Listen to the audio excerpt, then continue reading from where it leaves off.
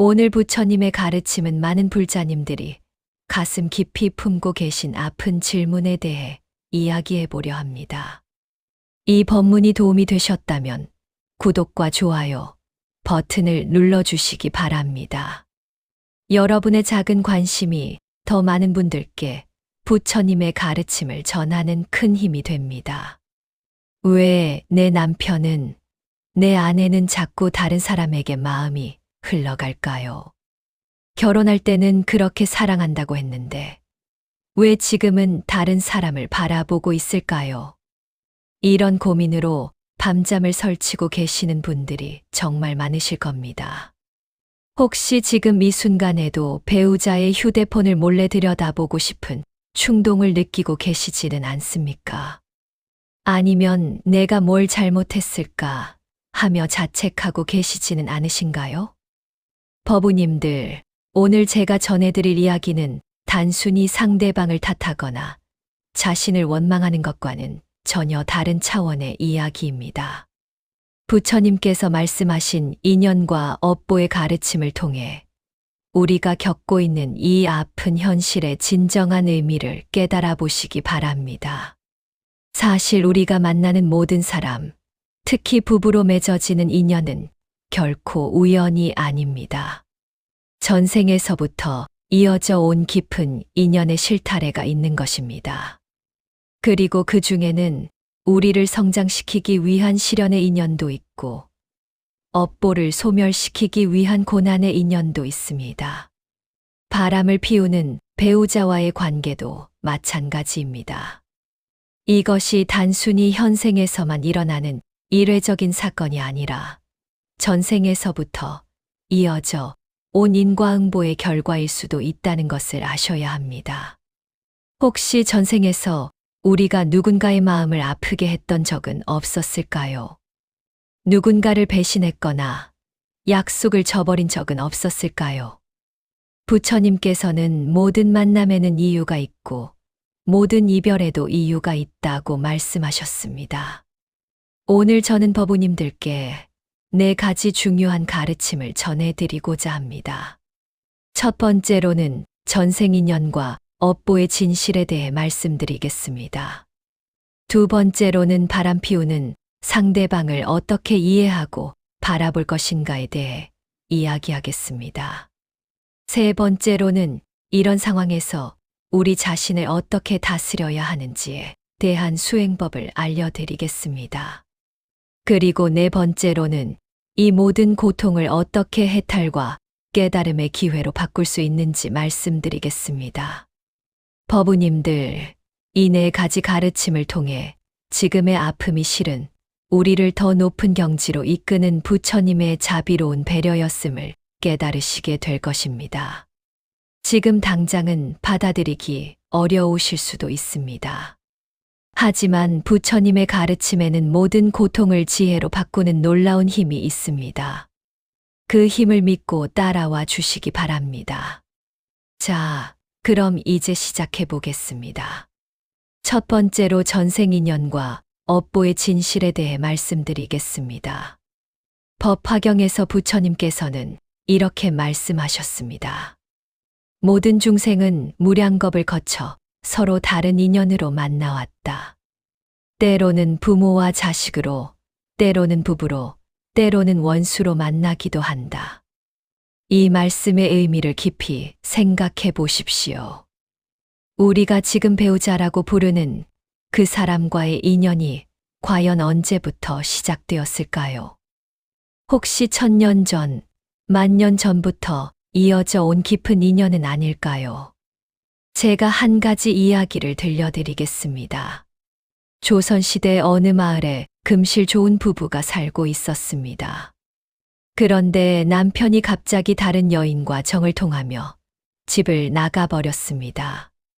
아내는 그 충격으로 병들어 죽었고 죽으면서 다음 생에도 반드시 만나서 이 원한을 갚겠다고 맹세했습니다. 그로부터 몇백 년이 지나 현대에 태어난 두 사람. 이번에는 여자가 남편이 되고 남자가 아내가 되어 만났습니다. 그런데 이상하게도 남편은 아내를 극진히 사랑했지만 아내는 계속해서 다른 남자들과 바람을 피웠습니다. 이것이 과연 우연일까요? 부처님께서는 업보는 한 번 지으면 반드시 받게 되어 있다고 하셨습니다. 우리가 지금 겪고 있는 배우자의 바람도 이런 업보의 결과일 수 있다는 것입니다. 혹시 전생에서 우리가 누군가를 그렇게 배신했던 적은 없었을까요? 아니면 반대로 상대방이 전생에서 지은 업보를 지금 받고 있는 것일 수도 있습니다. 화엄경에서는 일체 중생이 다 부처님의 자녀라고 하셨습니다. 그렇다면 지금 우리를 아프게 하는 그 사람도 결국은 부처님의 자녀인 것입니다. 다만 전생의 업보에 이끌려 지금 그런 행동을 하고 있을 뿐입니다. 이것을 이해한다면 상대방에 대한 원망과 분노가 조금씩 사라지기 시작할 것입니다. 그렇다고 해서 그냥 참고 견디라는 말씀을 드리는 것은 아닙니다.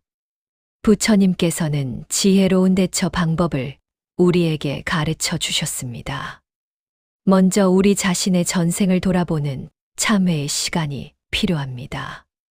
매일 밤 잠들기 전에 이렇게 기도해 보십시오. 부처님, 제가 전생에 지었을지도 모르는 모든 악업을 참회합니다. 특히 누군가의 마음을 아프게 했던 일들을 모두 참회합니다. 이렇게 진심으로 참회하면 우리 마음에 쌓인 업보의 찌꺼기들이 조금씩 정화되기 시작합니다. 그리고 동시에 상대방을 위한 자비의 마음도 일으켜야 합니다. 저 사람도 전생의 업보에 휘둘려 지금 그런 행동을 하고 있구나. 빨리 그 업보에서 벗어나서 진정한 행복을 찾기를 바란다. 이런 마음으로 매일 상대방을 위해 기도해 보십시오.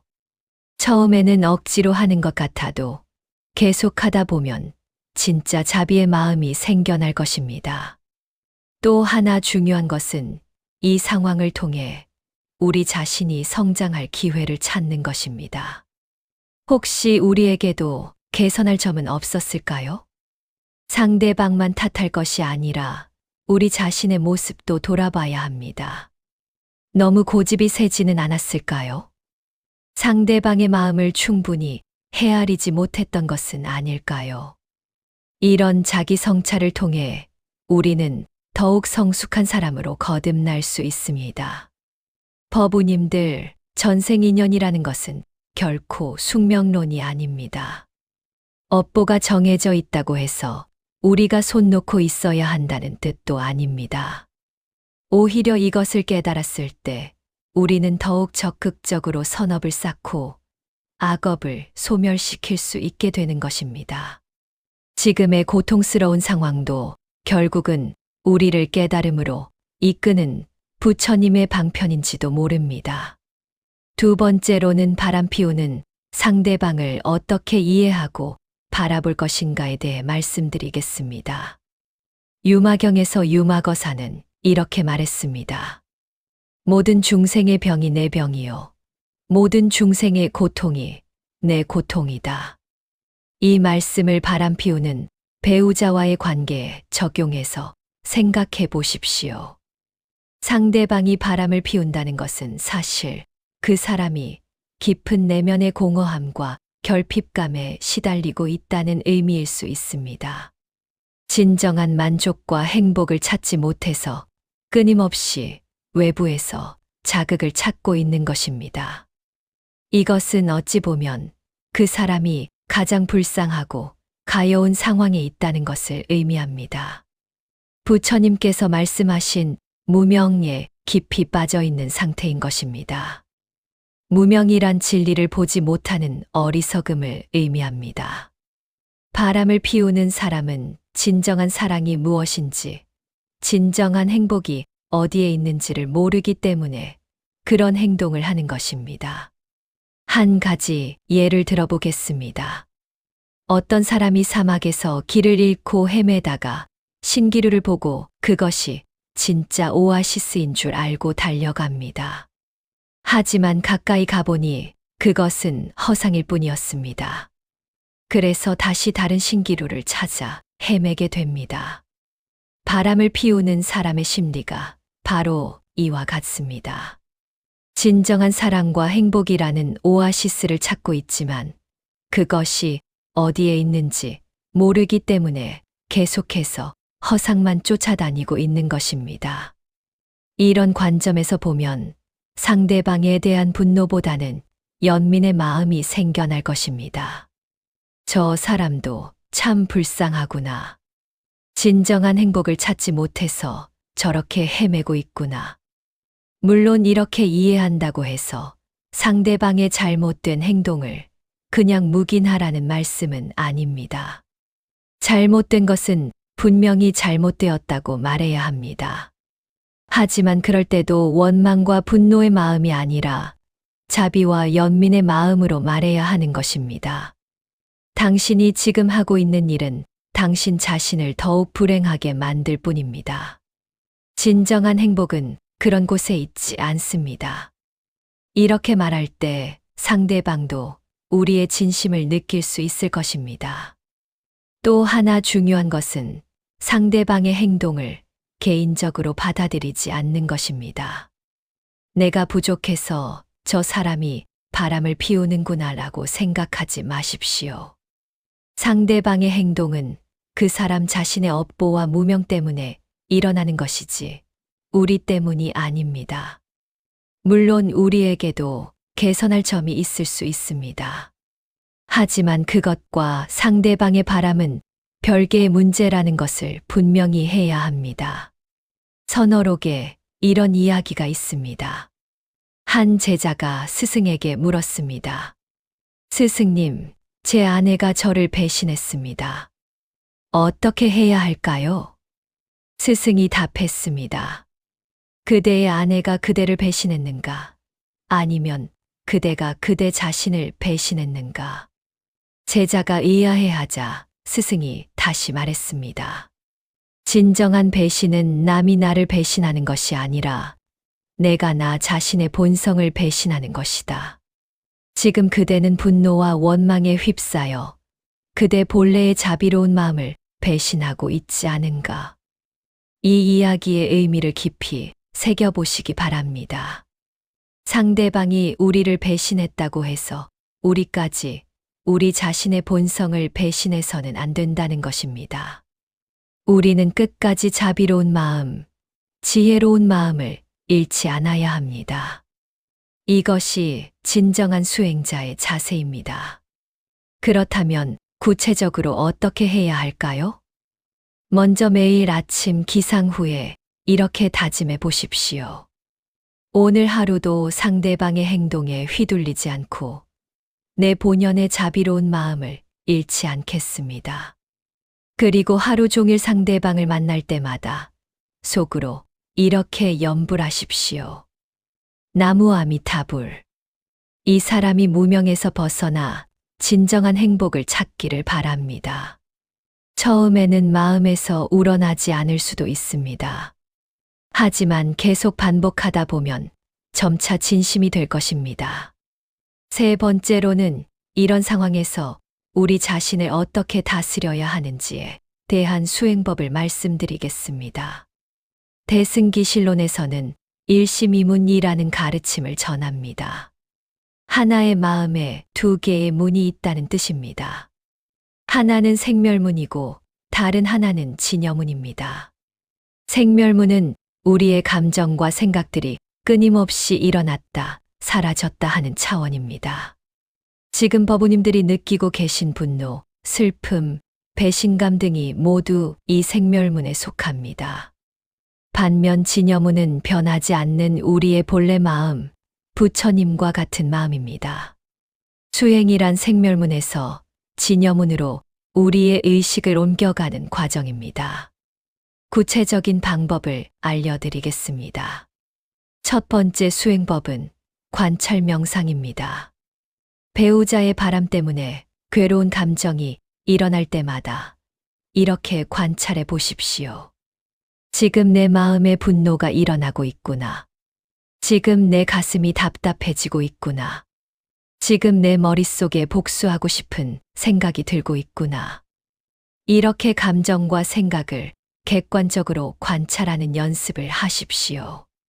감정에 휩쓸리지 말고 마치 하늘에서 자신을 내려다보듯이 관찰하는 것입니다. 이렇게 하면 감정의 강도가 서서히 약해지고 마음이 평정을 되찾게 됩니다. 두 번째 수행법은 호흡 명상입니다. 괴로운 마음이 일어날 때마다 즉시 호흡에 집중하십시오.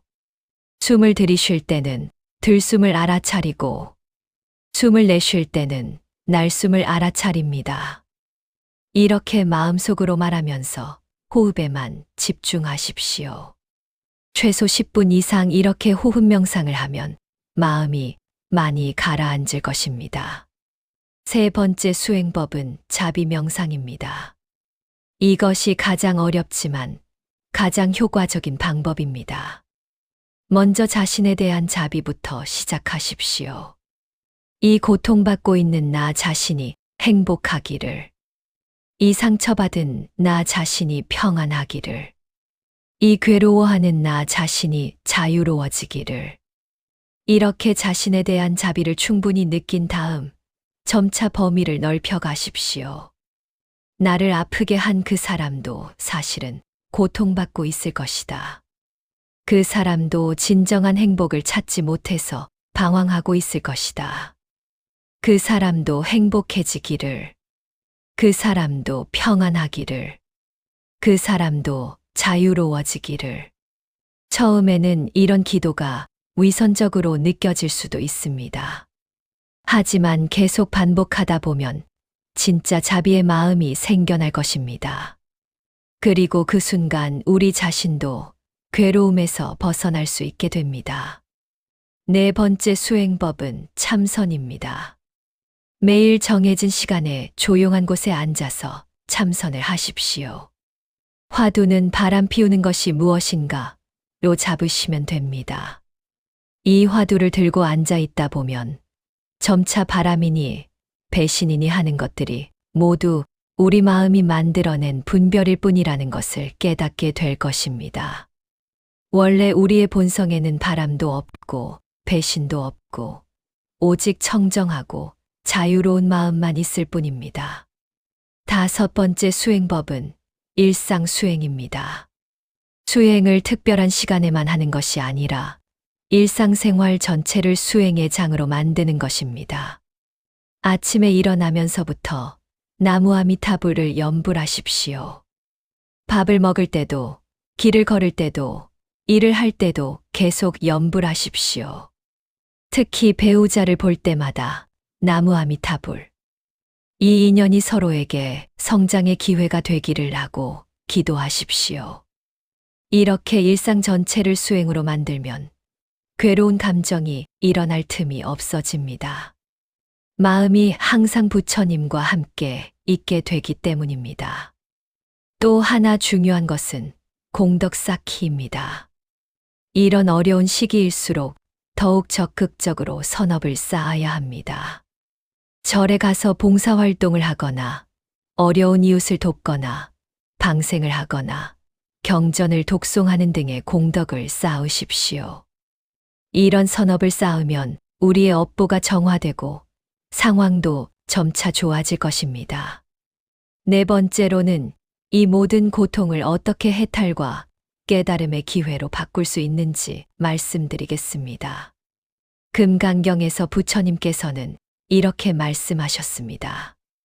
모든 유의법은 꿈과 같고 환상과 같고 물거품과 같고 그림자와 같고 이슬과 같고 번개와 같으니 마땅히 이와 같이 관찰할지니라. 이 말씀의 의미를 깊이 새겨보십시오.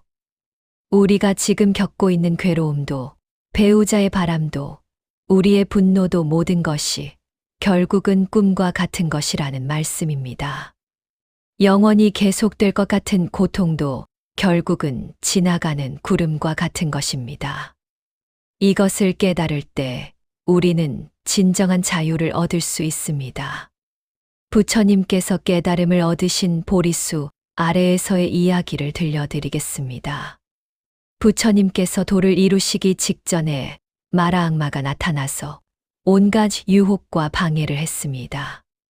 아름다운 여인들을 보내기도 하고 무서운 모습으로 위협하기도 했습니다. 하지만 부처님께서는 조금도 동요하지 않으시고 이렇게 말씀하셨습니다.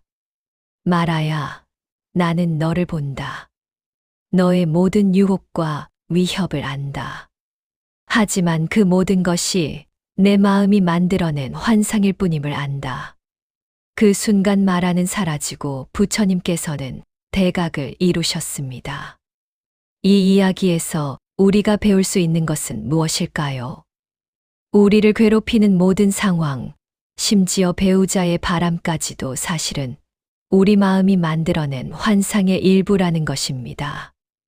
물론 현실적으로는 분명히 일어나는 일입니다. 하지만 그것에 대한 우리의 해석, 우리의 반응, 우리가 느끼는 고통은 모두 우리 마음이 만들어낸 것입니다. 이것을 깨달으면 같은 상황에서도 완전히 다른 경험을 할 수 있게 됩니다. 예를 들어 보겠습니다. 어떤 사람은 배우자의 바람을 알게 되었을 때 내 인생이 끝났다고 생각합니다. 하지만 다른 사람은 같은 상황에서 이것은 내가 더 성숙해질 수 있는 기회구나라고 생각합니다. 어떤 사람은 상대방이 나쁜 사람이다라고 생각하지만 다른 사람은 저 사람도 자신의 업보 때문에 고통받고 있구나라고 생각합니다. 같은 상황이지만 완전히 다른 경험이 되는 것입니다. 그렇다면 어떻게 이런 관점의 전환을 이룰 수 있을까요? 첫 번째는 무상관을 기르는 것입니다. 모든 것이 변한다는 진리를 깊이 깨닫는 것입니다. 지금 아무리 고통스럽더라도 이것 역시 변할 것입니다. 배우자와의 관계도 변할 것이고, 우리의 감정도 변할 것이고, 심지어 우리 자신도 변할 것입니다. 이 무상함을 깊이 깨달으면 지금의 고통에 너무 집착하지 않게 됩니다. 두 번째는 무아관을 기르는 것입니다. 내가 배신당했다, 내가 상처받았다라고 생각하는 그 나가 과연 실체가 있는 것일까요? 불교에서는 고정된 자아란 없다고 가르칩니다. 우리가 나라고 생각하는 것도 결국은 끊임없이 변화하는 온 색수상행식의 조합일 뿐입니다. 이것을 깨달으면 내가 상처받았다는 생각에서 벗어날 수 있습니다. 상처받을 고정된 나가 애초에 없었던 것입니다. 세 번째는 연기관을 기르는 것입니다.